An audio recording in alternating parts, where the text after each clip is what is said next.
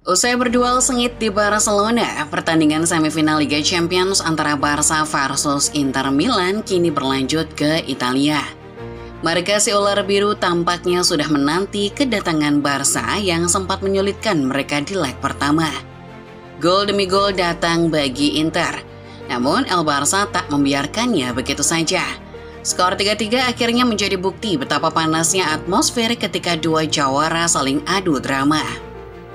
Tak ubahnya leg pertama yang sulit diprediksi, pertandingan kedua ini juga diprediksi akan mendatangkan frustasi. Barcelona yang sudah setengah jalan menuju quadruple baru saja dipersulit Nerazzurri. Namun di leg kedua mendatang, Lewandowski telah kembali.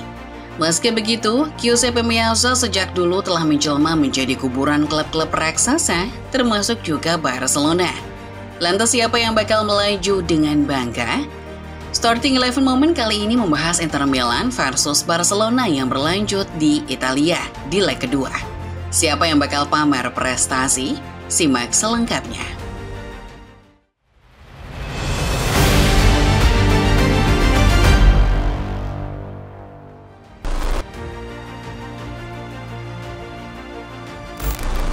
Pertandingan Inter Milan versus Barcelona di leg pertama tak ubahnya sebuah puzzle yang sulit ditata.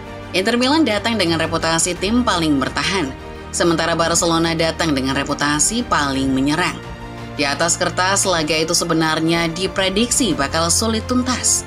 Meski dua kutub yang berbeda bakal menghasilkan energi positif, namun pertandingan leg pertama justru menjadi drama sensitif.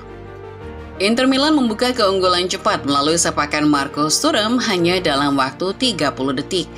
Nerazzurri seolah menyampaikan, pertahanan adalah keahlian kami, sementara kalian cuma tim yang tak tahu sedang bermain dengan api. Usai menjebol gawang dengan cepat, Inter Milan kemudian menunjukkan dominasi mereka sekali lagi. Dumfries mencetak gol kedua di menit 21, mempermalukan Barca di hadapan para penggemarnya. Namun ketika sang ular ketawa ketiwi, Barca tak mau lagi basa-basi. Inter seolah lupa dengan siapa mereka berurusan. Barcelona adalah tim paling produktif di UCL musim ini. 28 gol fase liga yang disarangkan ke gawang lawan. Bukan cuma buat pajangan, melainkan juga peringatan buat semua yang berani menantang. Tak butuh waktu lama usai Dumfries membecundangi Szczęsny, kini giliran Yamal yang unjuk gigi. Umur 17 tahun tapi skill kayak Prime Messi, Yamal dengan gampangnya menjebol Nerazzurri yang katanya si paling bertahan. 14 menit kemudian Ferran Torres menggandakan keunggulan, membuat Inter Milan tak lagi cengengesan. Keduanya kembali berbalas 1 gol hingga skor 3-3 akhirnya menjadi penutup yang menggambarkan semuanya. Sekaligus menjadi bekal buat keduanya untuk leg kedua.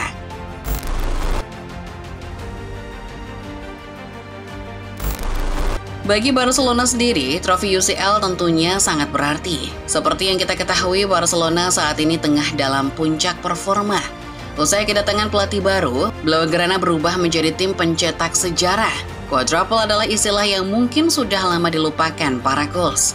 Bahkan, istilah ini mungkin sudah hilang dari kamus Barca, mengingat pencapaian terbaik terakhir mereka adalah sextuple pada 2009 silam. Kala itu, Barcelona bersama Pep Guardiola mencetak nama mereka di berbagai kompetisi dunia, mengantongi La Liga, Piala Super Eropa, Piala Dunia Antar Klub, Piala Super Spanyol, Copa del Rey, dan tentu saja Liga Champions. Kini, bersama dengan Hansi Flick, Barca pun agaknya siap mengulanginya lagi. Barca sejak berada di bawah asuhannya, tak bisa dibantah menjadi tim paling ganas di jagat Eropa. Mengoleksi lebih dari 150 gol, Blaugrana berpotensi mengulangi lagi sejarah kolektor trofi. Di UCL sendiri, tim berjuluk Los Guls ini telah mengoleksi sebanyak 28 gol di fase liga, menempatkan mereka di posisi pertama sebagai tim paling produktif musim 2025. Meski begitu, di balik produktivitasnya yang bikin menganga, Barcelona musim ini ternyata masih menyimpan kelemahan tersendiri. Apalagi kalau bukan tim Italia. Iya, bagaikan Superman dengan kryptonite-nya, Barca dan Italia musim ini adalah sesuatu yang kurang cocok bersama. Duel melawan utusan negeri Pisa, Barca diawali dengan Atalanta yang bertemu di fase Liga. Namun alih-alih menumbangkan mereka, Barcelona justru gagal tampil menggila. Hal yang sama juga terjadi ketika mereka menjamu Nerazzurri. Meski bermain di kandang sendiri, Barca nyatanya kesulitan membantai pertahanan Inter Milan. Meski begitu, perlu diingat juga bahwa Barcelona di laga itu tampil pincang. Absennya Lewandowski jelas menjadi pembeda yang melemahkan lini serang Blaugrana. Namun di laga mendatang, kembalinya sang bintang adalah modal penting bagi tim Katalan untuk meraih kemenangan.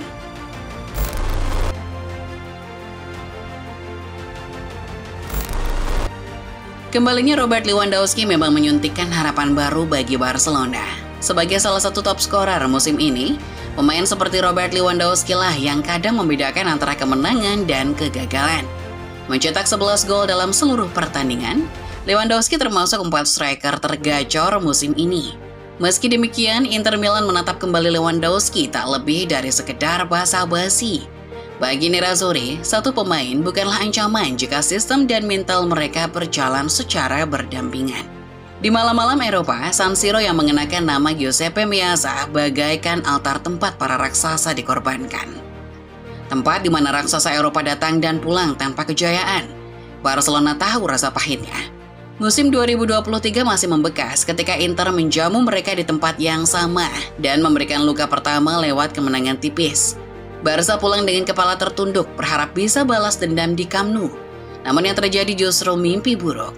Laga yang berakhir 3-3 dengan Inter pulang membawa senyum dan Barcelona ditinggal dalam ratapan. Kini, cerita itu seperti hendak diulang tapi dengan urutan terbalik. Leg pertama di Barcelona kembali berakhir 3-3, seolah kutukan kembali akan terjadi. Apakah takdir akan berputar ke arah yang sama? Inter yang pernah menang 1-0 di stadion ini 2 tahun lalu, kini berpulang menuliskan babak baru dengan skor yang familiar. Lewandowski mungkin hadir, tapi Barcelona punya cara sendiri untuk membungkam para legenda.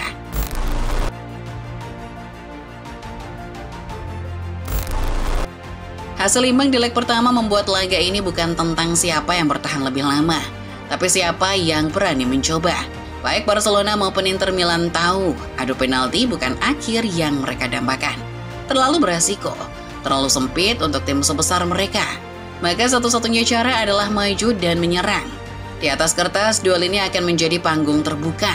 Dua tim dengan filosofi menyerang yang berbeda, namun ambisi yang sama, yaitu menang sebelum wasit meniup peluit akhir. Barcelona kemungkinan besar akan tampil dengan formasi 4-3-3 klasik, mengandalkan Lewandowski sebagai ujung tombak yang tak tergantikan. Di sisinya, Rafinha dan Lamine Yamal bisa menjadi motor sayap yang eksplosif, sementara lini tengah akan bertumpu pada kreativitas Pedri serta kontrol tempo dari Frenkie de Jong. Serangan akan dibangun dari bawah dengan distribusi bola cepat dan kombinasi umpan-umpan pendek untuk menembus pertahanan Inter yang terkenal disiplin. Hadirnya Lewandowski bukan hanya menambah daya serang, tapi juga memberi opsi target man yang bisa membuka ruang bagi rekan-rekannya. Inter Milan tidak akan tinggal diam. Di kandang sendiri mereka diprediksi tampil dengan formasi 3-5-2 yang selama ini jadi senjata andalan. Lautaro Martinez dan Marcus Thuram yang akan menjadi duet pembunuh yang siap menghukum setiap kesalahan kecil di lini belakang Barcelona. Di tengah, Nicolo Barella dan Hakan Çalhanoğlu akan mengatur tempo sambil menjaga transisi. Inter tak akan sepenuhnya menyerah pada penguasaan bola. Tapi mereka tahu kapan harus menekan, kapan harus menusuk. Mereka nyaman di bawah tekanan dan justru berbahaya saat lawan mulai merasa dominan. Kunci dari laga ini ada pada intensitas dan pengambilan keputusan. Barca harus bermain cepat tapi tetap rapi. Mereka tidak boleh kehilangan bola di lini tengah, karena Inter sangat mematikan dalam serangan balik. Sementara Inter harus menjaga kedisiplinan di lini belakang sambil memanfaatkan celah yang ditinggalkan para pemain Barca saat menyerang. Siapa yang lebih tenang dalam mengelola tekanan, dialah yang akan menang. Ini bukan soal siapa yang paling kuat, tapi siapa yang paling siap menghadapi medan perang yang terbuka lebar. Demikian Football Lovers, pembahasan singkat mengenai Barcelona versus Inter Milan leg kedua di Giuseppe Meazza. Apakah Barca mampu menuntaskan misi, atau justru Inter yang sekali lagi menunjukkan bahwa rumah mereka adalah mimpi buruk bagi tim yang bermimpi? Coba tulis pendapat kalian di kolom komentar. Jangan lupa like kalau kamu suka videonya, subscribe channel Starting 11 Moment, nyalakan juga lonceng notifikasi biar kamu nggak ketinggalan saat cerita baru mulai ditulis di dunia sepak bola. Sampai jumpa di video selanjutnya.